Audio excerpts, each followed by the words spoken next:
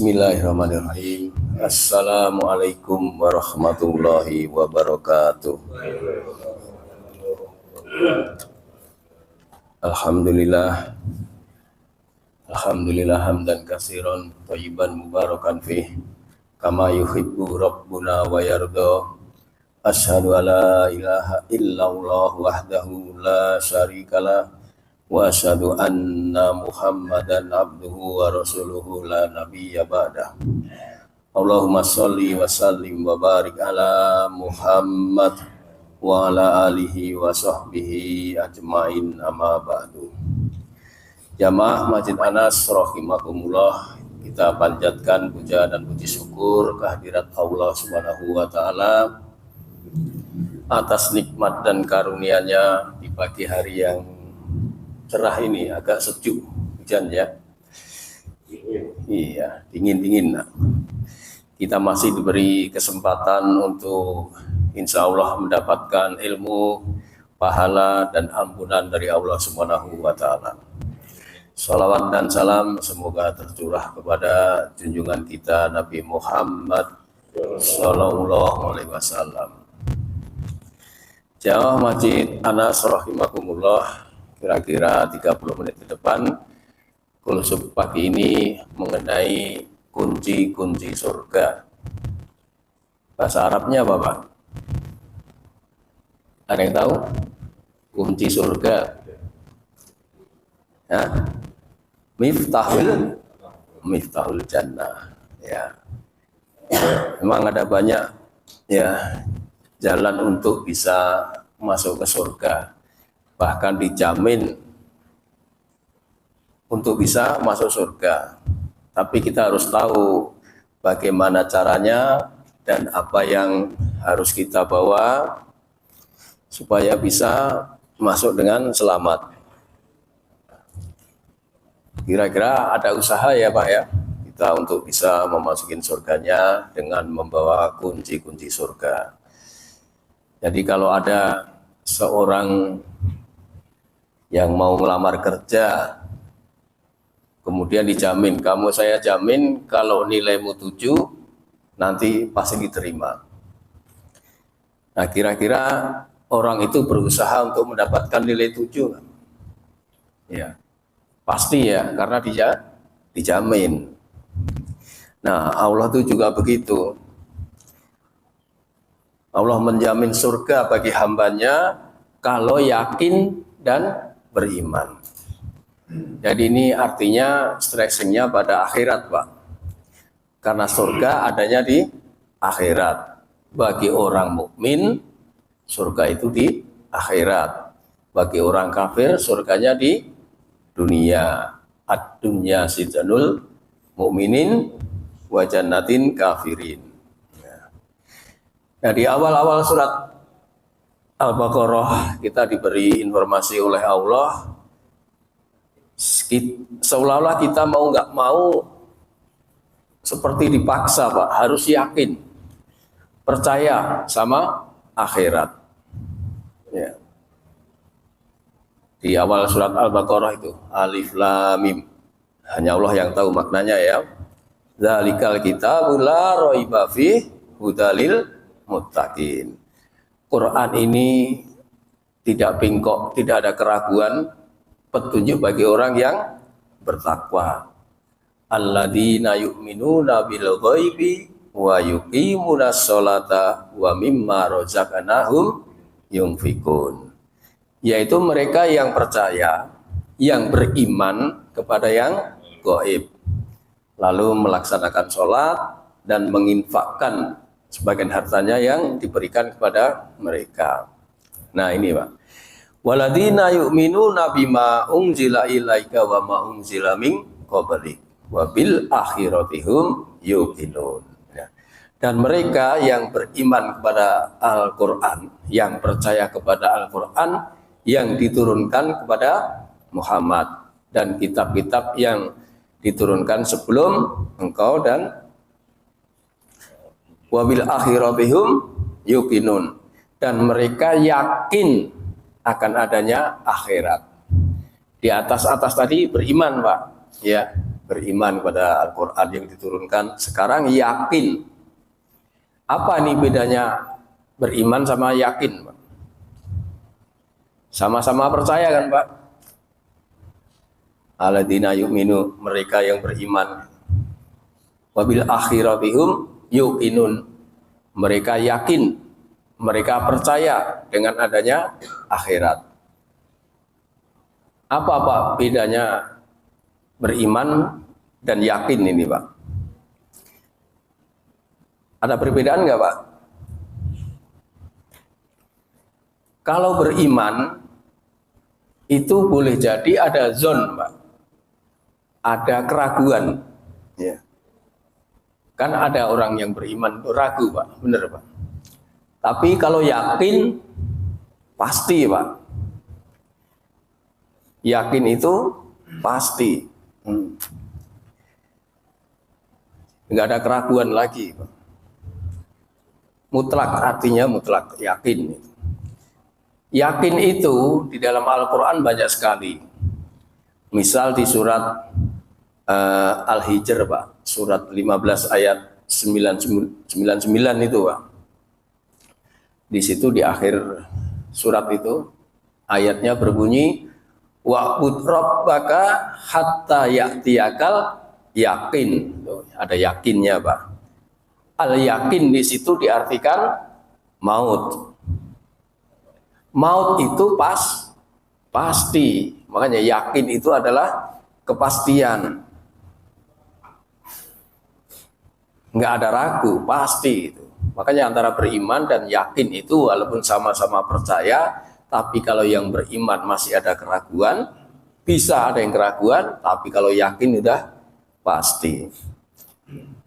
Nah, setelah mati ini baru proses, Pak, menuju surga. Melalui berbagai hari, Pak. Ada berapa hari, Pak, di akhirat nanti, Pak? Ada yaumul hisab, yaumul fas, yaumul kiamah, yaumul mizan, dan lain sebagainya, Pak. Kira-kira ada 13 nama-nama hari. Ya. Karena setelah mati proses menuju surga. Karena surga ini diperuntukkan untuk orang yang beriman dan yang yakin tadi, Pak. Insya Allah kita ya, Pak ya. Amin.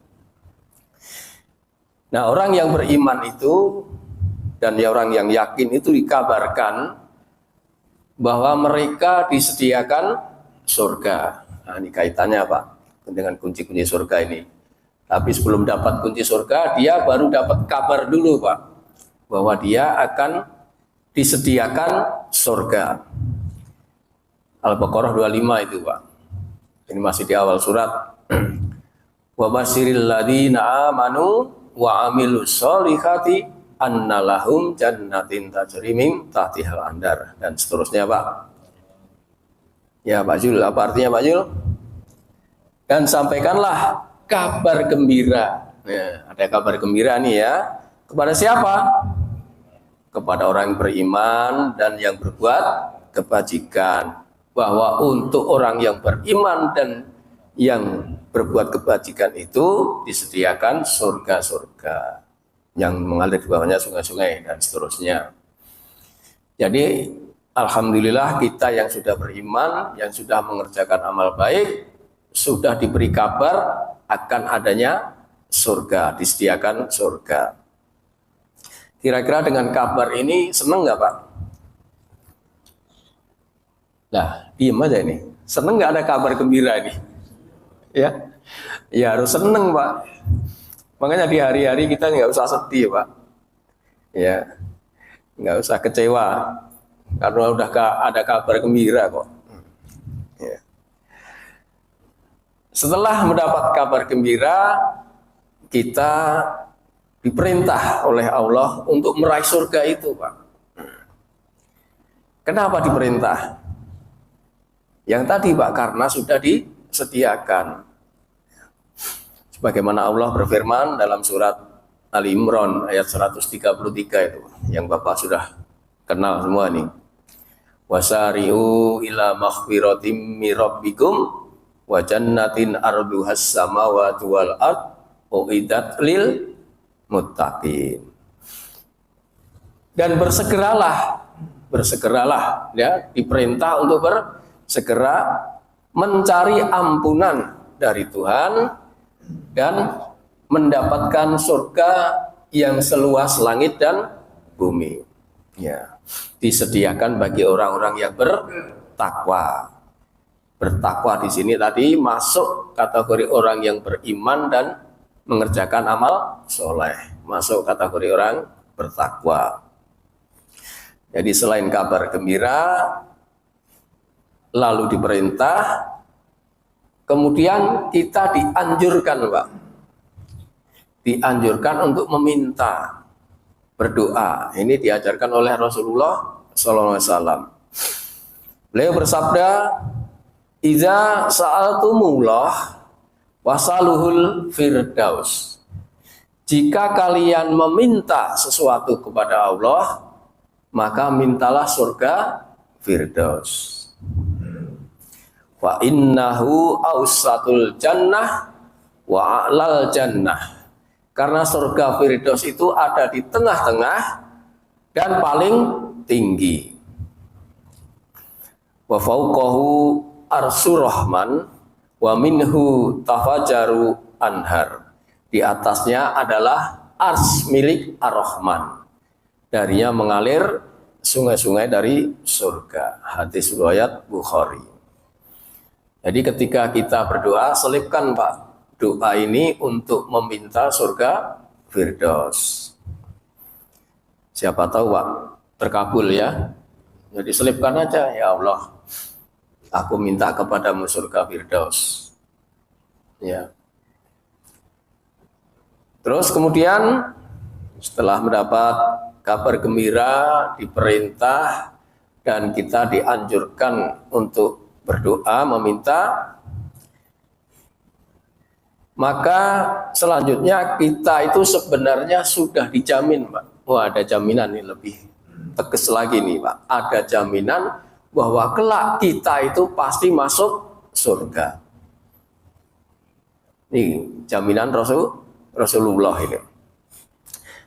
Ya, kata Rasulullah sallallahu alaihi wasallam, kullu ummatin yadkhulul jannah. Setiap umatku pasti masuk surga. Kalau kalimatnya sampai di sini doang, wah gembira sekali kita, Pak ya. Tetapi ada kalimat selanjutnya, illa man aba, kecuali yang enggan. Nah, berarti ada orang yang nggak mau, Pak, diajak masuk surga ini. Sudah dijamin aja ada yang nggak mau.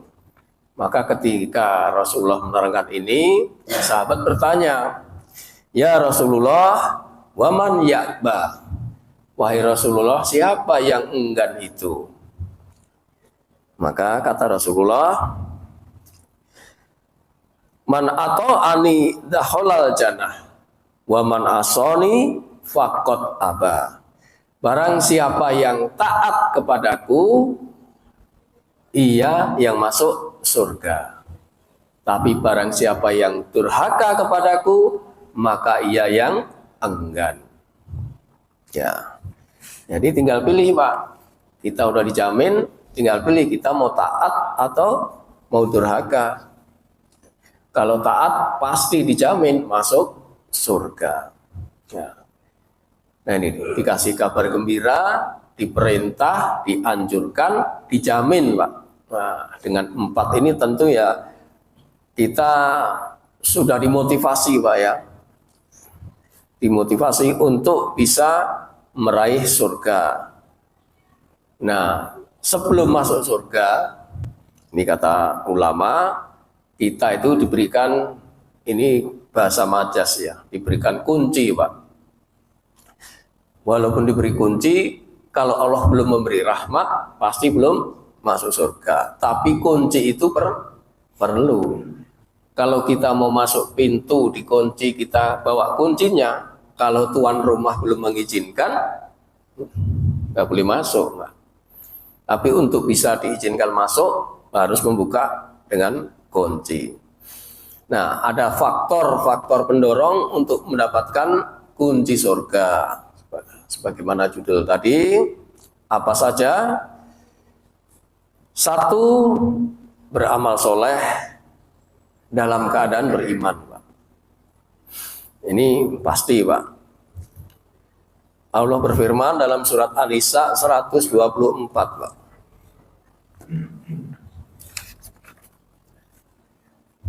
Wa man ya'mal minas solihati min dzakarin au unsa wa huwa mu'min. Dan barang siapa yang mengerjakan amal kebajikan, baik laki-laki maupun perempuan, sedang dia dalam keadaan beriman, ya, fa ulaika yadkhulunal jannah wa la yudlamuna nakira. Mereka akan masuk ke dalam surga dan mereka tidak dizolimi sedikit pun. Ini dikatakan masuk, Pak, sekarang, Pak. Kalau tadi kan baru perintah, baru kabar gembira, baru dijamin. Tapi ini sudah dikatakan mereka itu akan masuk dalam surga. Ya. Jadi merupakan sebuah kunci surga kalau mengerjakan amal soleh dan dalam keadaan beriman akan masuk surga. Insya Allah kita semua udah nih, Pak, ya, udah beriman, udah beramal soleh. Ini kunci surga pertama, amal soleh dan beriman. Nah, iman, Ahad kemarin udah saya sampaikan mengenai kedudukan iman, Pak. Siapa yang masih ingat kedudukan iman kemarin, Pak? Ada beberapa itu. Ya, ada perintah, ada pilihan, kemudian ada pemberian. Iman itu pemberian, Pak.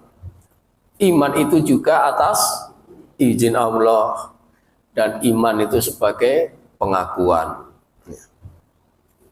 Itu iman.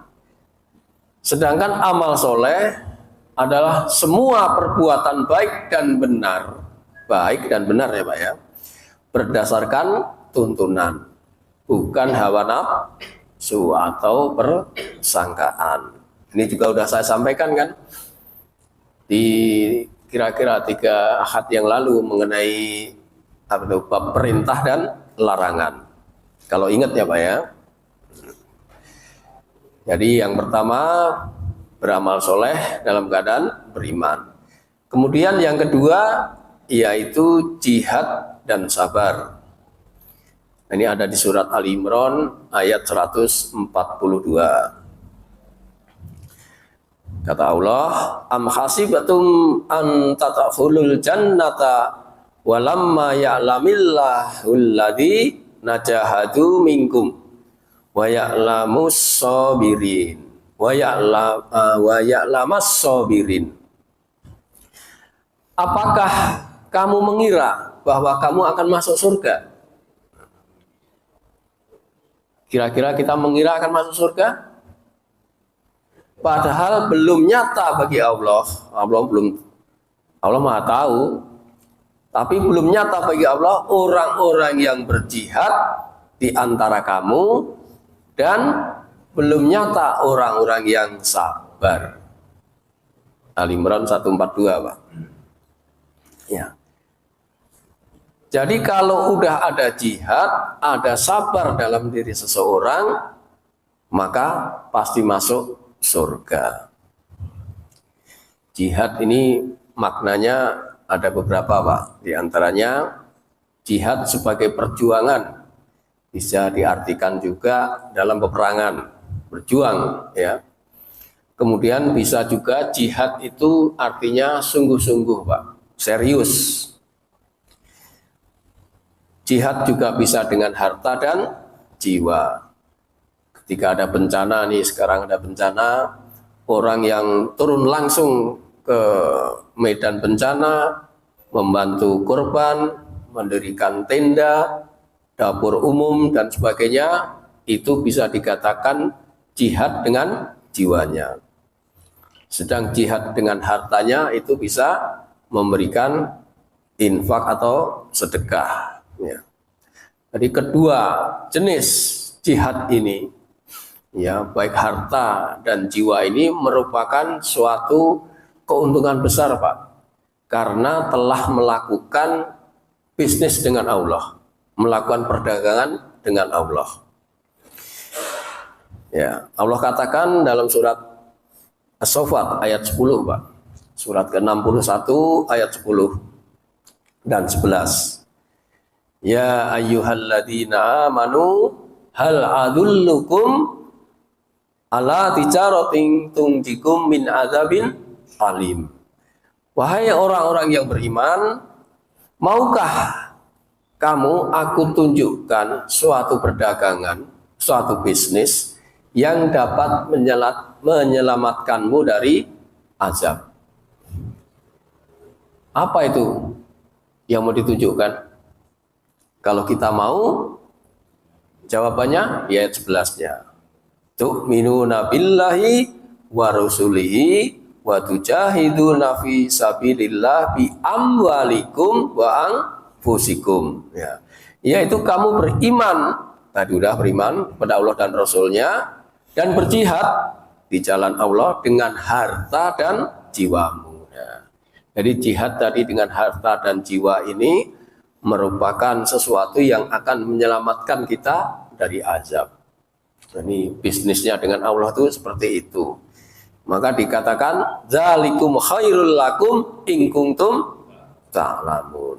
Itulah yang baik bagi kamu kalau kamu tak tahu.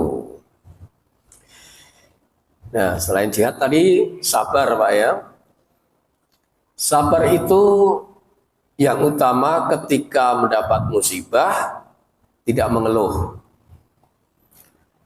Begitu mendapat musibah tidak mengeluh, tidak meronta-ronta, tidak nyesel. Karena dikatakan sabar itu ketika mendapat musibah lalu mengucapkan istirja dan bisa menahan. Istirja apa Pak? Masih ada ingat ucapan istirja? Inna lillahi wa inna ilaihi raji'un. Di Al-Baqarah 155 itu Pak. Yaitu orang yang ketika mendapatkan musibah lalu mengucapkan inna lillahi wa inna ilaihi raji'un, lalu bisa menahan. Karena sabar itu bisa dikatakan sabar ketika mendapat tamparan pertama itu, ya dia bisa sabar. Innamas sabru inda sotmatil ula. Ya, kata Nabi itu. Ya, sabar itu ketika mendapat tamparan pertama. Nah, kata Nabi juga bahwa sabar ini ada 3 Pak. Sabar ada 3. As-sabru salasun. Fasabru alal musibah, wasabru ala ta'ah, wasabru anil maksiyah. Jadi sabar itu ada 3 tingkatan, yaitu sabar atas musibah, sabar dalam ketaatan, dan sabar dari kemaksiatan. Ya. Dampak sabar apa Pak? Minimal ada 2 Pak, di Quran ini dikatakan ada dampak sabar. Dampak orang yang bisa sabar ini akan mendapatkan pahalanya yang tidak terbatas. Ya. Az-Zumar ayat 10. Di akhir ayat ini dikatakan innama yuwaffas sabiruna ajrahum bi ghairi hisab. Az-Zumar ayat 10, akhir ayat. Sesungguhnya hanya orang-orang yang bersabarlah yang disempurnakan pahalanya tanpa batas. Bisa nggak ini sabar ini Pak? Saya aja belum tentu bisa Pak, tapi berusaha. Yang kedua, dapat backing Allah Pak. Kalau dapat backing centeng ada udah lewat Pak. Ini dibackingin oleh Allah. Apa itu? Innallaha ma'as sabirin. Allah bersama orang-orang yang sabar. Udah tenang Pak. Jadi kita berusaha ya Pak untuk bisa sabar ya. Kemudian yang ketiga, taat. Taat ini ada di surat 48, surat Al-Fat ya Pak ya. Ayat 17 Pak. Jadi kunci surga itu harus melalui ketaatan. Allah berfirman, laisa 'alal a'ma harraju wala 'alal a'raji harraju wala 'alal maridin harraju. Wa may yuti'illaha wa rasulahu yudkhilhu jannatin tajri min tahtihal anhar. Tidak ada dosa atas orang-orang yang buta, akma tadi, buta, atau orang-orang yang pincang, cacat, dan atas orang-orang yang sakit, apa tuh? Marid, sakit. Apabila dia tidak ikut berperang. Barang siapa yang taat kepada Allah dan Rasul-Nya, dia akan memasukkannya ke dalam surga. Ya udah, barang siapa yang taat akan dimasukkan ke dalam surga. Ini taat juga ini sesuai dengan kemampuan Pak. Sebagaimana ayat tadi Pak, orang yang buta, orang yang cacat, orang yang sedang sakit, itu kan disesuaikan dengan kemampuannya untuk menjalankan ketaatan. Di makna taat ini menjauhi semua larangan sesuai dengan apa itu yang dilarang dan menjalankan perintah sesuai dengan kemampuan. Nah, dampak taat ini juga ada Pak. Dampaknya apa Pak? Orang yang taat ini. Ada di An-Nisa ayat 69 Pak. Surat keempat ayat 69. Wa may yuti'illaha war rasula faulaika ma'alladzina an'amillahu alaihim minan nabiyyi was-shadiqin wasyuhada wassolihin. Jadi orang-orang yang taat ini akan dikumpulkan bersama orang-orang yang diberi nikmat oleh Allah. Siapa yang diberi nikmat itu? Yaitu para nabi, orang yang cinta dengan kebenaran, orang yang mati syahid, dan orang yang soleh. Mantap ya. Kira-kira pengen taat nggak ini? Dampaknya orang taat tadi Pak, dimasukkan ke dalam surga dan akan dikumpulkan dengan orang-orang yang soleh, orang mati syahid, orang yang cinta kebenaran, dan para nabi. Ya lanjut. Yang ke 1, 2, 3, 4 ya Pak. Yaitu takut kepada Allah. Takut kepada Allah ini ada dari surat Al-Bayyinah Pak, ayat 8, ayat terakhir Pak ya.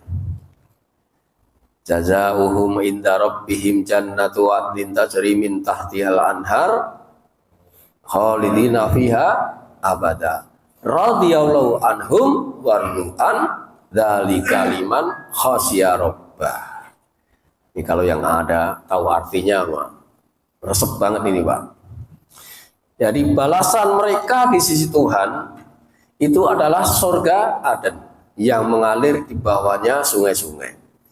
Mereka kekal di dalamnya selama-lamanya. Allah ridho terhadap mereka dan mereka pun ridho. Ridho artinya apa Pak? Ridho artinya? Enggak apa-apa Pak. Ridho itu artinya senang. Ya, Allah senang kepada mereka dan mereka pun senang kepadanya. Yang demikian itu dari kalimat khosya robah. Yang demikian itu balasan bagi orang yang takut kepada Tuhannya. Jadi takut kepada Allah. Ini mendapatkan di antara kunci-kunci surga.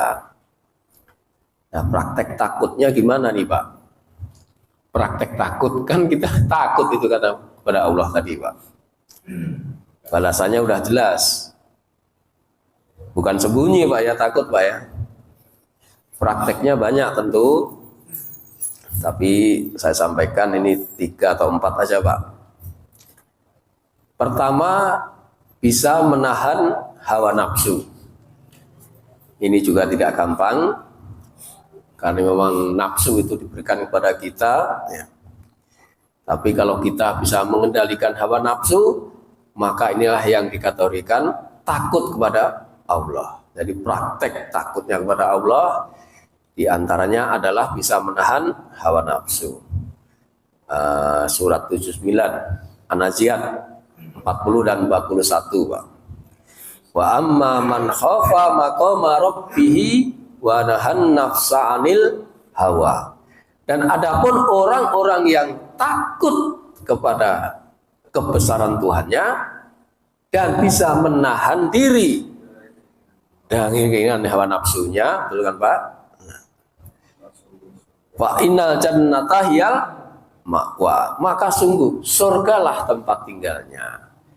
Nah, takut dan bisa menahan keinginan atau hawa nafsunya, balasannya surga tempat tinggalnya. Mantap nggak, Pak?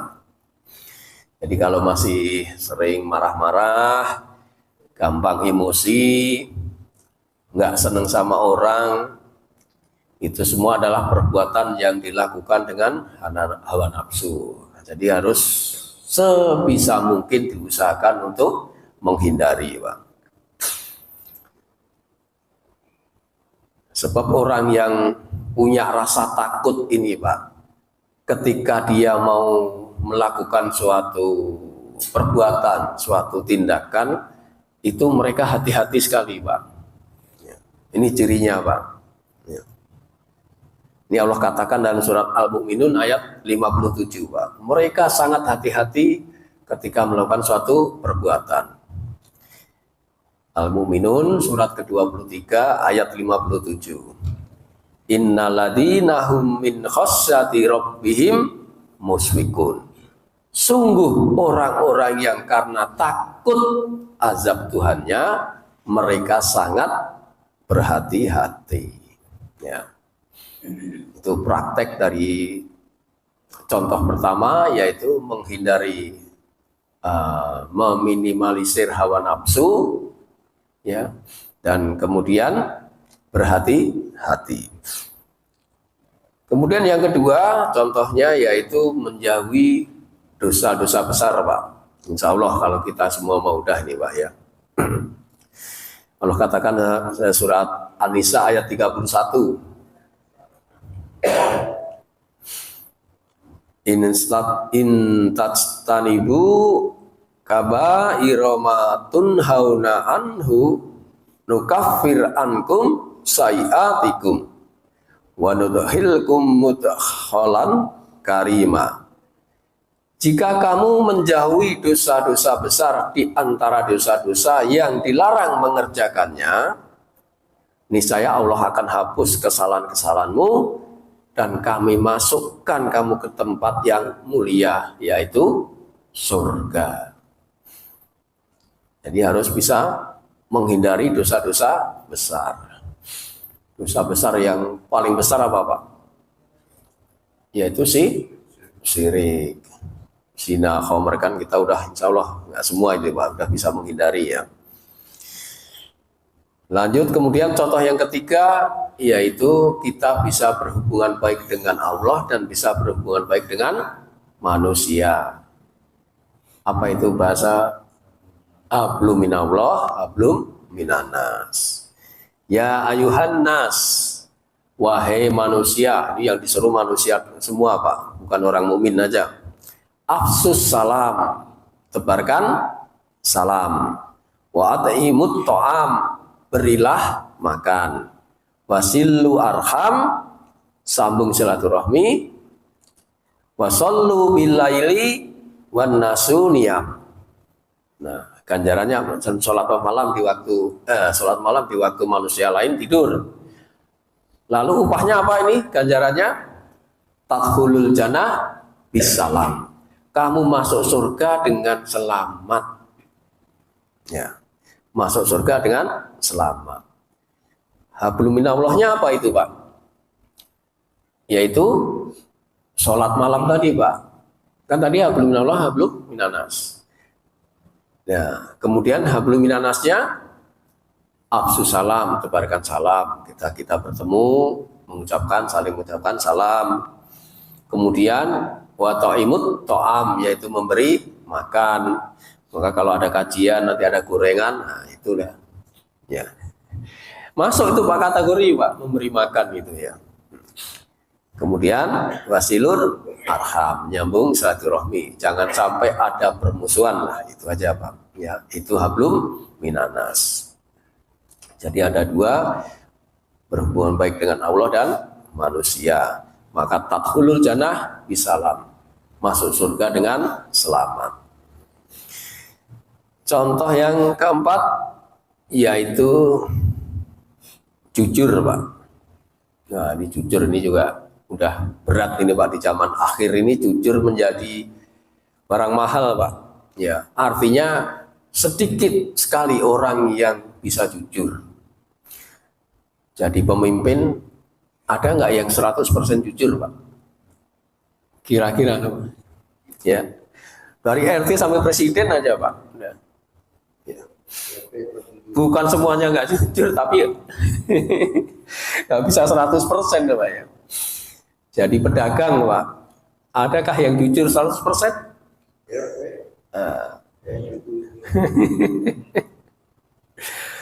Hatta jadi pegawai aja Pak, jadi ART aja Pak. Ya, sangat dimungkinkan untuk tidak 100% jujur Pak. Karena jujur itu urusan hati. Tapi bisa dilihat dengan perbuatannya. Makanya kalau hati dan perbuatannya itu tidak sinkron, ya udah, itu menandakan ketidakjujuran. Ya. Tapi kalau hati dan perbuatannya sinkron, menjadi ciri amalan orang surga. Nah, ini ada kisah suatu ketika seorang laki-laki datang kepada Rasulullah SAW bertanya mengenai amalan penduduk surga. Ya Rasulullah, ma'amilu jannah. Wahai Rasul, apakah amalan surga itu? Maka Rasul menjawab, asidqu idza sadaqal abdu bar. Amalan surga itu apabila seorang yang jujur berarti ia baik. Kemudian wa idza bara amanah. Dan apabila ia baik, ia beriman. Kemudian wa idza amana dakhalal jannah. Dan apabila ia beriman, masuk surga. Jadi ada diawali dengan kejujuran itu akan menimbulkan kebaikan, kebaikan akan menimbulkan keimanan, keimanan balasannya surga. Nah, itu Pak ya. Nah, 30 menit ya Pak ya. Kurang lebih. Ya itulah beberapa kunci surga yang bisa saya sampaikan dengan contoh dari Quran dan hadis. Semua yang saya sampaikan tadi contohnya dari Quran dan hadis, di mana semua berawal dengan keyakinan kita, kepastian kita, ya. Karena adanya kabar gembira tadi, kita diberi kabar gembira, kemudian kita diperintahkan, kita diminta untuk berdoa, meminta surga Firdaus tadi Pak, dan dijamin masuk surga. Nah, dengan keempat itu baru kita bisa pegang kunci-kunci surga. Ya. Demikian, mudah-mudahan ada manfaatnya. Barangkali ada tambahan atau pertanyaan atau yang protes boleh Pak. Nggak apa-apa.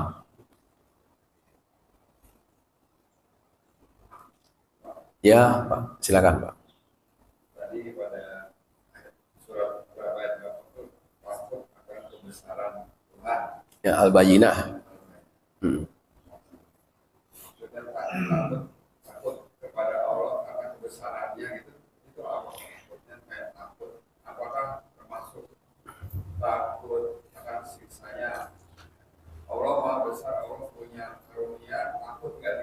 Ya.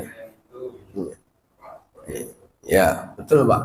Lillahi ma fis samawati wa ma fil ard. Semua itu milik Allah. Allah mempunyai kekuasaan. Nah, kalau kita kiaskan orang yang mempunyai kekuasaan itu pasti ditakutin. Ya, kira-kira begitu ya. Jadi kebesaran Allah itu meliputi kekuasaannya, meliputi semua kepemilikannya. Maka orang yang takut ya dengan kebesaran Allah itulah yang akan mendapatkan balasan surga. Nah, dari itu Pak. Baik, ada lagi? Kalau sudah, kita baca kafaratul majelis. Subhanakallahumma wa bihamdika asyhadu an la ilaha illa anta astaghfiruka wa atubu ilaik. Nasrun minallah wa fathun qarib wa basyiril mu'minin.